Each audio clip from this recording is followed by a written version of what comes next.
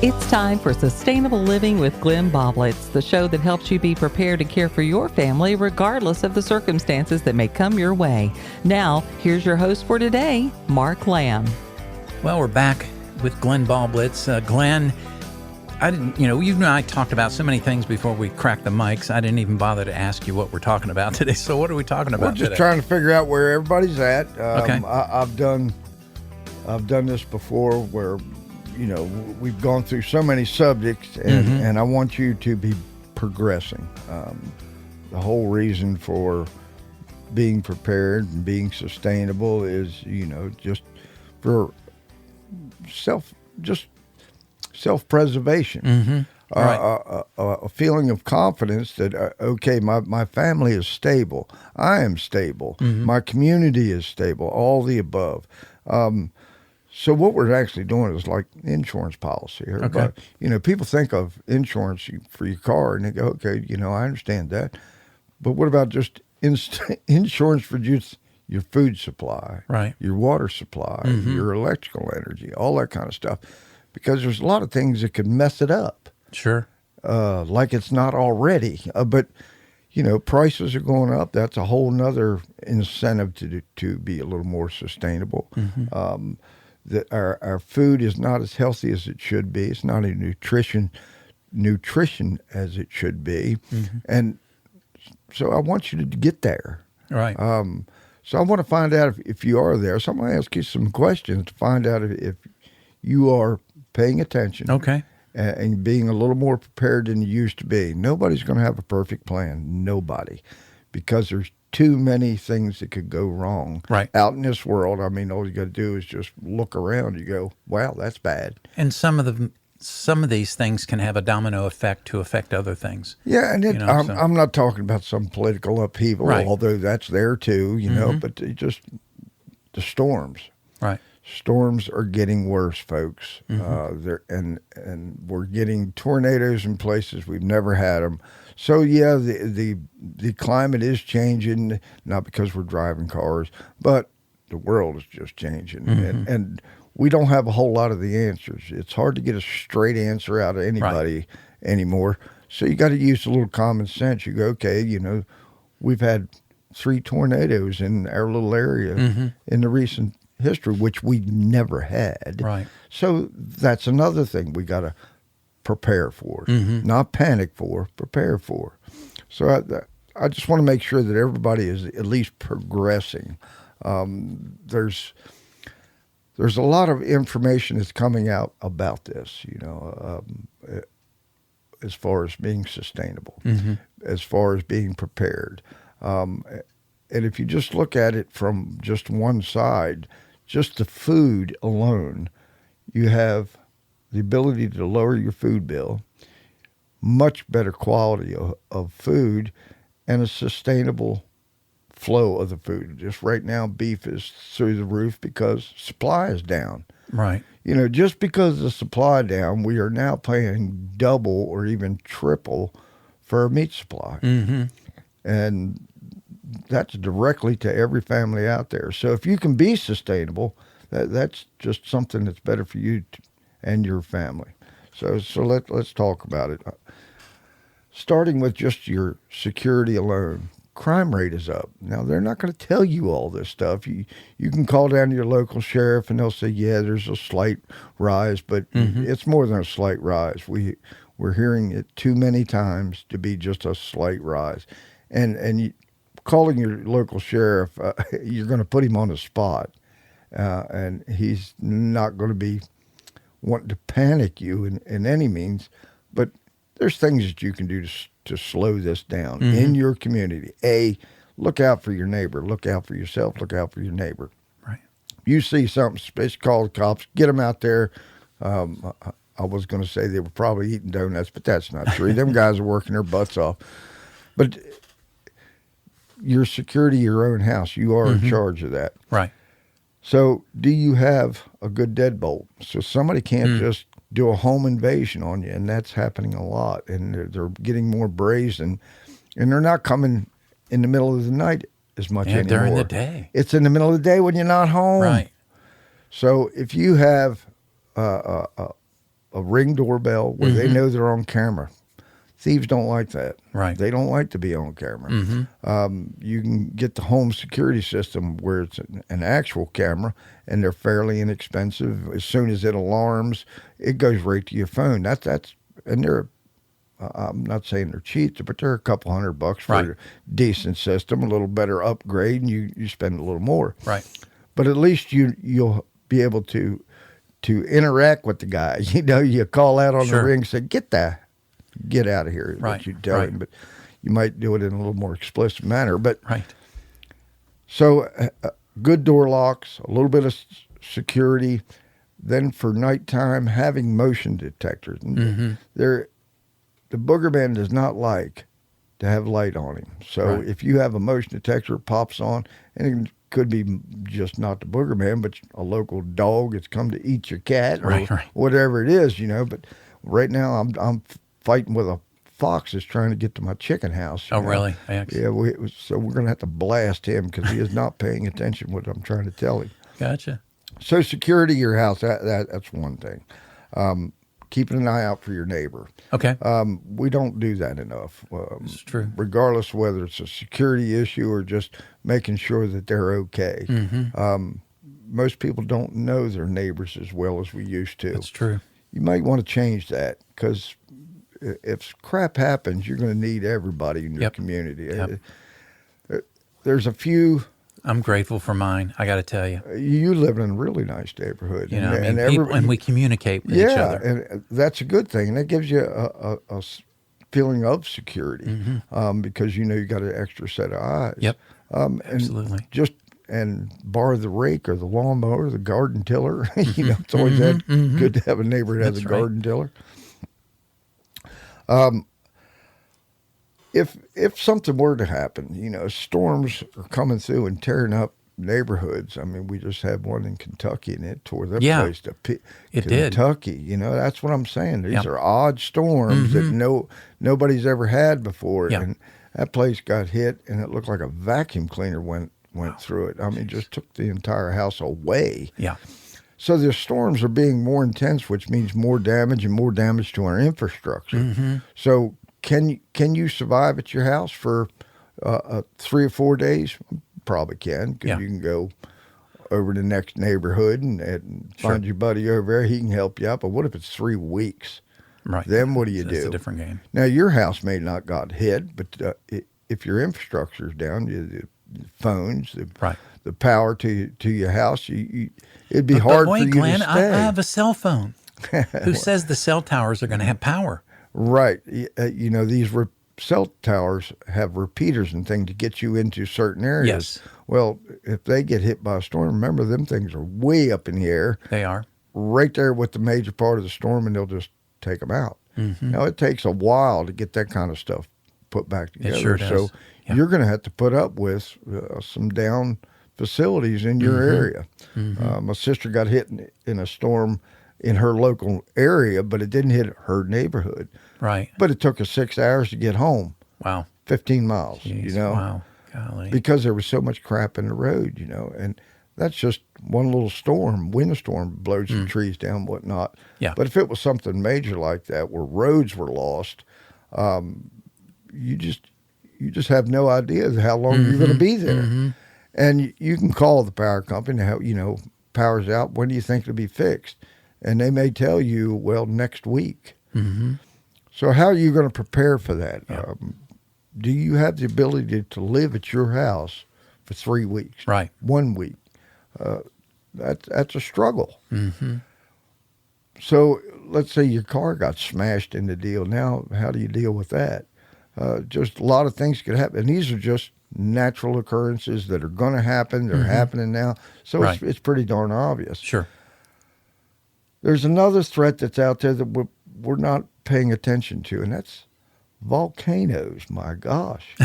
Volcanoes and earthquakes all around the world. Now, we think about earthquakes in our area because we're near a ground fault. We just had one, a month ago? Yeah. But volcanoes? So things are moving within the earth, and when that happens, we're on top of it. So a big shift somewhere, and a crack has developed, in the Mississippi, and I'm thinking, holy cow, you just hear one after the other. And I think I've become complacent with how many is happening. Mm-hmm. So I'm not really paying attention to them as much. Well, that's a mistake. Yeah.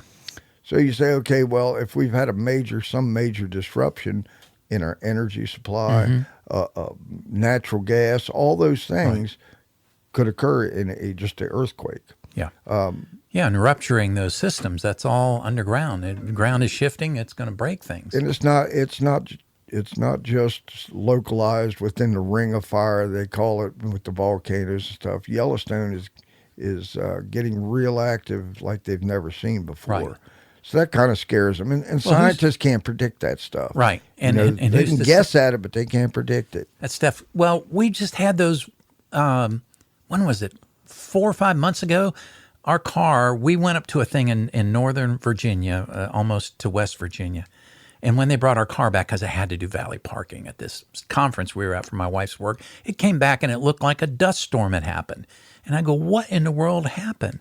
Well, we're driving home, and I'm seeing cars halfway home that look just like mine. And there was something in the atmosphere on 2 different occasions. It happened that weekend, and it happened like 2 weeks later, and it was something to do with fires in Texas or something. Right. It gets in the if Yellowstone goes boom, we're gonna see the effects of it. Right. Well, they say that may have been one of the contributing factors to a global change in temperatures. Because the dust circles around for 2-3 years. Well, 2-3 years worth of less sunshine drops global temperatures. Yeah. So they can make those kind of predictions, and the evidence is there. Mm-hmm.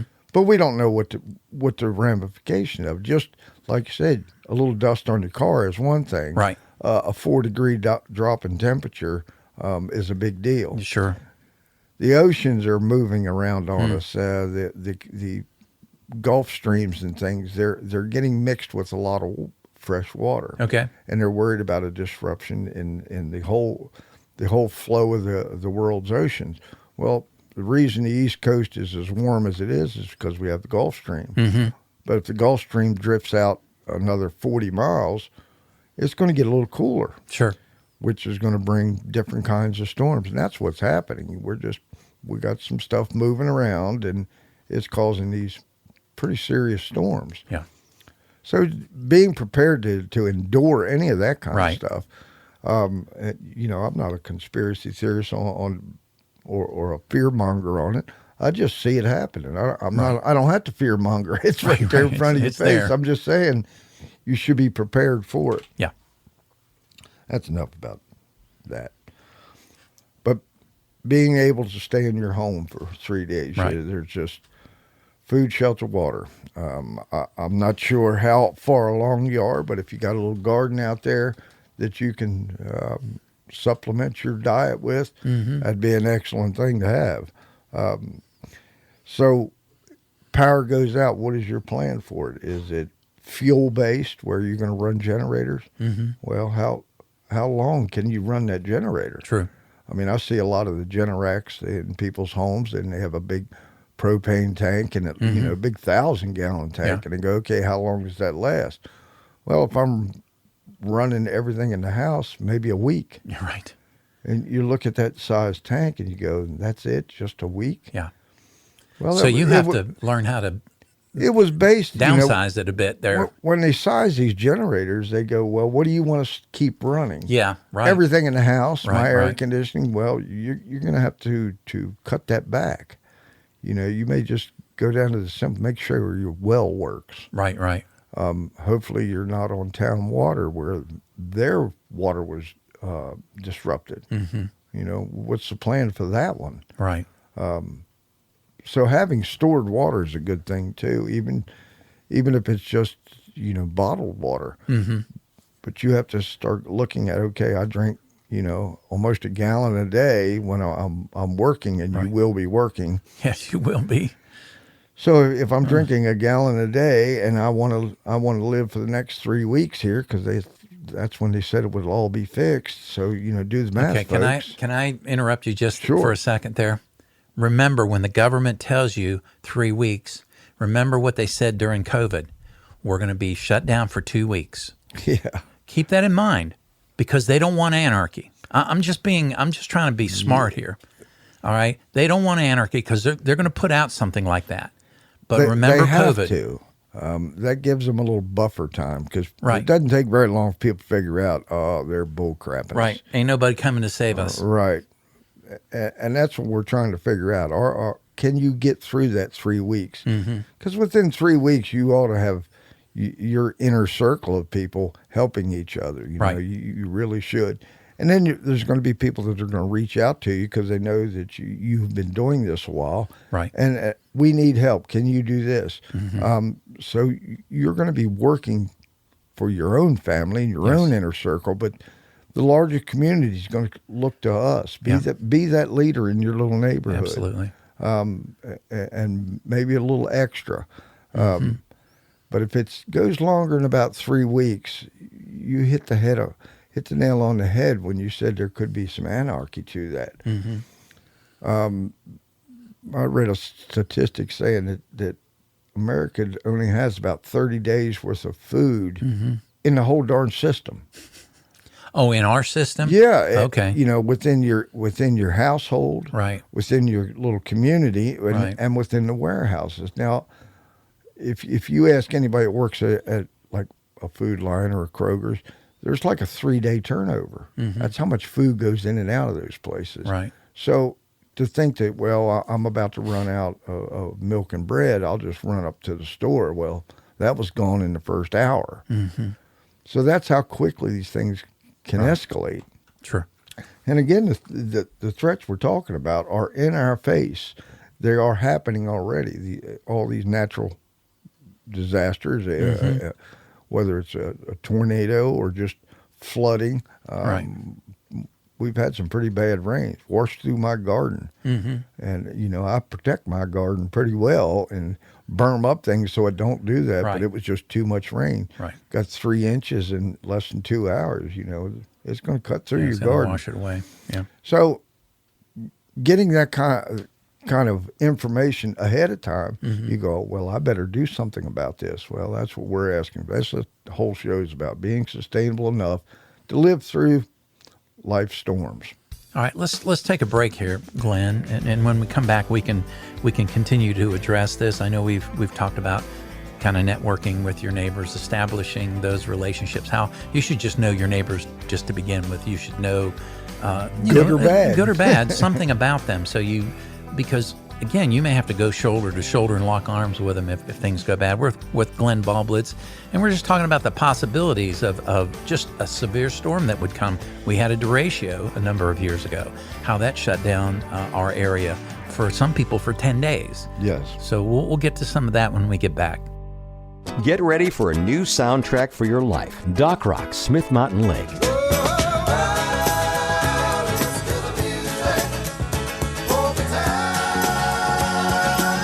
It's music that'll take away your troubles for a while. That's what I'm talking about! Wake up with Janet and Mark on the Morning Jam. They'll keep you informed and encouraged, and we all need more of that.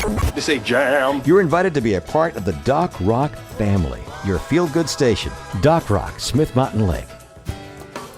We're back with more Sustainable Living with Glenn Baublitz. Be sure to look for Sustainable Living on Facebook for even more information and follow-up conversations with other members. Now, here's your host, Mark Lamb. Back with Glenn Baublitz, Sustainable Living. Glenn, tell them how they can ask you a question. I know we do it at the end of the show, but sometimes maybe people don't stay to the end. And if I have a question, what's the best way to reach out to you? On Facebook. Seems like everybody does a little Facebook, and if you want a question, just pop me a question, and on Sustainable Living Made Easy with Glenn Baublitz, and ask me that question, and I'll get back to you just ASAP. We check it about every day, so ask that question. Facebook, very helpful. Take advantage of it. Yes, indeed. All right, so we're back to being prepared for things. Medical is one of them. Everybody's probably got a little package of Band-Aids and that kind of thing. But if you've ever been through a storm or a car wreck or something where you actually got hurt, it takes more than just a Band-Aid sometimes. Right. there's lots of classes out there that are being given by trained medical personnel for stop the bleed, because you can major cut, you can bleed out in just a few minutes. If you hit an artery, yes, it's ugly, yes, and all that, but this may be a family member you get to save. Take these classes. Most of them are free. Yeah. Of course, all the Red Cross first aid classes, they're all out there. They've been out there for a long time. People just get choked at a restaurant. We've seen the commercials back then. Do you know how to do all these things? Right. Be prepared to just save yourself and save somebody in the family. The herbalist, if you can't get some of the medicines that you need, there are herbs out there, and these ladies that are, and it's not just ladies, but mostly people that are doing these herbs are much better for you than some of the pills we're taking. Right. It's more about maintenance than it is anything else. And these things are effective, but they can't call it medicine. That's illegal. Right. And you can't say it'll cure anything, though they do. That's something that you should probably look into. Right. This is 5 years ago now, but Jennifer is my herbalist, and she says, well, wild lettuce is a great painkiller. It's a natural painkiller. It's actually has some of the same attributes as opium does. Okay. But is no addiction to it. Right. It's the same way to block the receptors and Okay. pain receptors in your body. So I did try this, just because you said it wouldn't kill me, so I'll try it. Right. But it was amazing, and it's faster than any aspirin or goody powder you could ever take. Okay. Backaches, that kind of thing. And I just snapped a piece off that I had the plant growing right there. Snapped the piece off, chewed on it. By the time I got to the shop, which is not more than 100 yards away, pain's gone. And I was like, you're kidding me. And this was growing on the fence line, folks. Now, normally I would have to take 2 goody powders to knock out that kind of back pain. Right. And I just ate a piece of this weed, is basically what it was. And it fixed it. And there's thousands of these things that are out there. And in particular, lettuce, just It's called wild lettuce. Wild lettuce. It's actually a member of the dandelion family. Okay. Now, all right. Did I say it tastes good? No, it does not. It's very bitter, but it fast acting really works good. Okay. And dandelion is another really good plant to use medically. There's all kinds of uses for it. They say the dandelion root is a cancer and most people fighter. have that in their yard. Right, a cancer fighter. Really? I had no idea. Wow. Just started researching on it. And sure as the world. Now I'm thinking, boy, that's going to tick some people off. Right. Because cancer's a big business. That's what. Now, if you want to go conspiracy, I'll say that's why they don't want it cured, but I won't say that. Well, so there's a lot of information out there, and it takes a while to get it. But if you take it little bites at a time, get with somebody that does a little herbal medicine. One of the best healing agents, and that's all it is a salve that she makes. It is unbelievable. I used to put the triple antibiotic salve from, for a local pharmacy. And in 5 or 6 days, it might clear it up. Now, I had a little cut. It wasn't a little cut. It was a deep cut, about a 1/2 inch long. Oh, wow. She says, put this on it. Now, you might think I'm crapping you here, but I'm not. 2 days, that thing was healed all the way. Healed all the way. So, and I just said that. It healed it all the way. That's faster than any cut I've ever had healed. Yeah. And it's because there's some botanicals in there that are not into pharmaceutical drugs that just seem to work together. Wow. They're doing so much studies now on the mushrooms and the benefits of all these super compounds that are in all these mushrooms that they had no idea how they're working. All they know is that they do work. They're using them for PSD, patients, Okay. And Alzheimer's patients. Right. The lion's mane is one of them. So there's a whole world out there that's kind of been hidden from us, Right. because they, made it illegal to tell you about it. Right. You can't tell somebody this will cure your hangnail, whatever you got. Yeah, sure. They just While they're you're protecting their industry is what they were doing. Yeah, yeah. While cutting us out of the loop. That doesn't seem fair to me. I just did a quick search while you were talking, and healthline.com, it's got 13 potential health benefits of the dandelion. Wow, isn't Highly, that something highly nutritious. in your yard. Antioxidants may help fight inflammation, may aid blood sugar management, may reduce cholesterol, lower blood pressure, promote liver health, aid in weight loss. That's only 9 of the 11 things. The last one is boost immune health. Now That's the dandelion. This is a weed that we try to kill every day. Right. Nobody likes to. I kind of like the dandelion. I'm a friend of the dandelion now. Sure. I may not have the perfect looking green carpet lawn. Right. But, I do have a pharmacy out there, Yeah. Plantain is another one. It's a broadleaf. A lot of uses for plantain. Okay. And then you start getting into this, and I've got several books now that I've had for several years, and I just leaf through them. I want to learn one thing, identify one thing, so I can at least say I'm familiar with that. Right. And then I go to my herbalist and said, will this work? Yeah. Inflammation, you touched on that. Right. Inflammation is probably the worst thing to happen to your body, because the blood flow doesn't go as good, all those things, and it tends to cause more issues. If you've ever had inflammation in your shoulder from overwork or something, it's just super painful. But if you get rid of the inflammation, pain goes away. So we should be fighting inflammation, Sure. not fighting the pain. Right. You Right. know? Yeah, exactly. But they'll give you a painkiller rather than getting rid of the inflammation. And that's what a lot of these botanicals do. They go Yeah. to the root cause and fix it. Not maintenance it, but fix it. Fix it. So back to medical, are you at least familiar on how to triage somebody in a major injury? You should at least know that much. A life-threatening injury. Yes, it's going to be scary, but it's not as scary as the person that's hurt. And that person that's hurt may be one of your relatives. Right. So at least you will know what to do. The tourniquet, they've been around for a couple thousand years. Sure. But do you know how to do it? It's not as easy as what you think, but once you know it, then it's easy. Right. So learn these classes, take these classes. I'm a big supporter of them.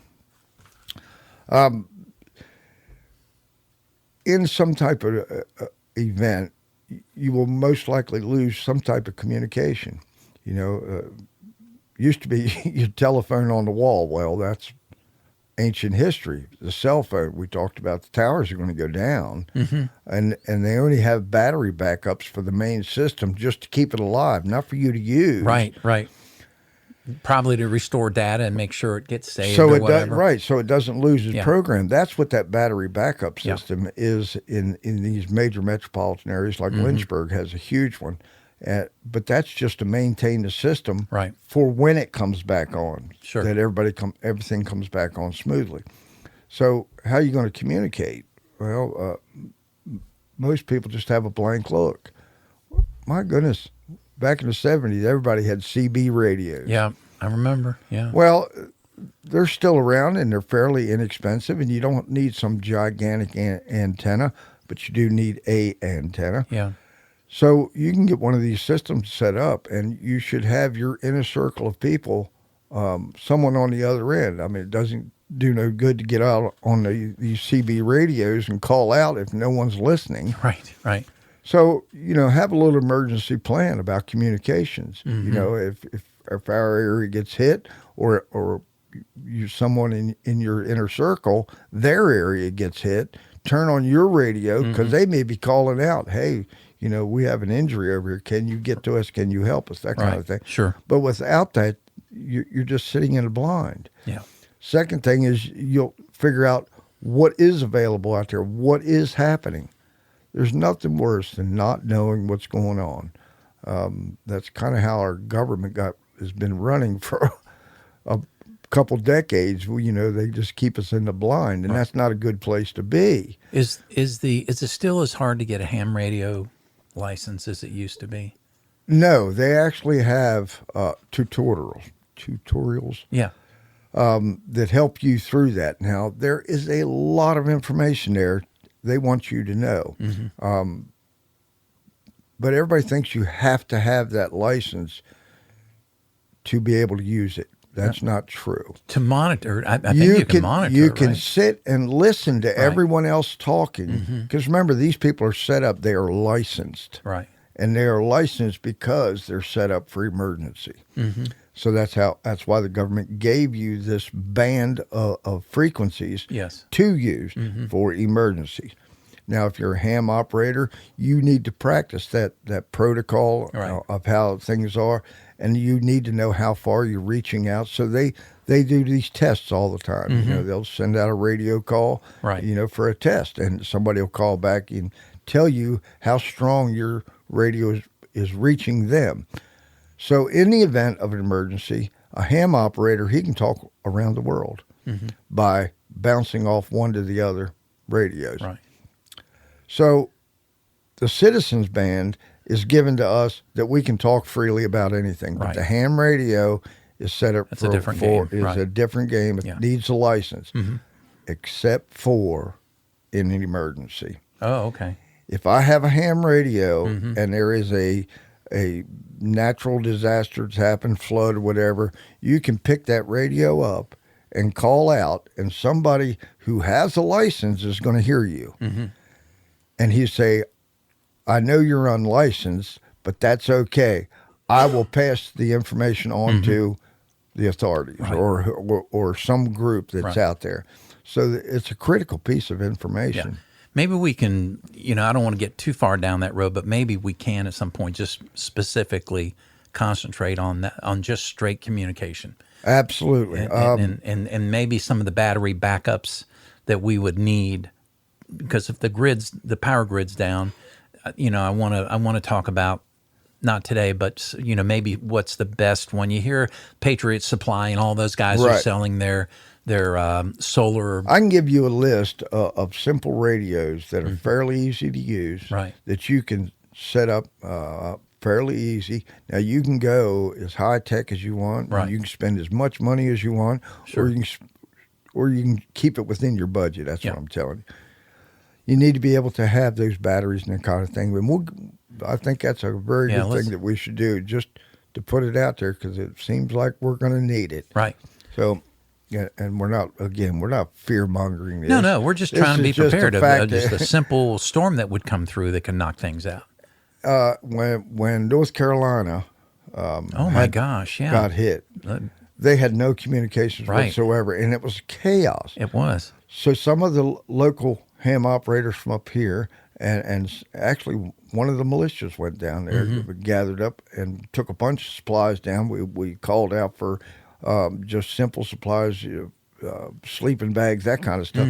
But they took their radio system, set it up on a hillside down there, and that was the only communication that town had. Right. Was our local people from up here. And this is in the last year. And the police were saying, you know, thank you for coming down. Yes. Now we can communicate with our vehicles, because they had no way. Right. They lost, you know, in fact, their police station, I think, was wiped off the map. Yeah. So it's a real good thing to have communication. Nothing worse than being in the dark. There's a whole list of things that are normal things that you don't even think about. How to cook, you know, how to bathe.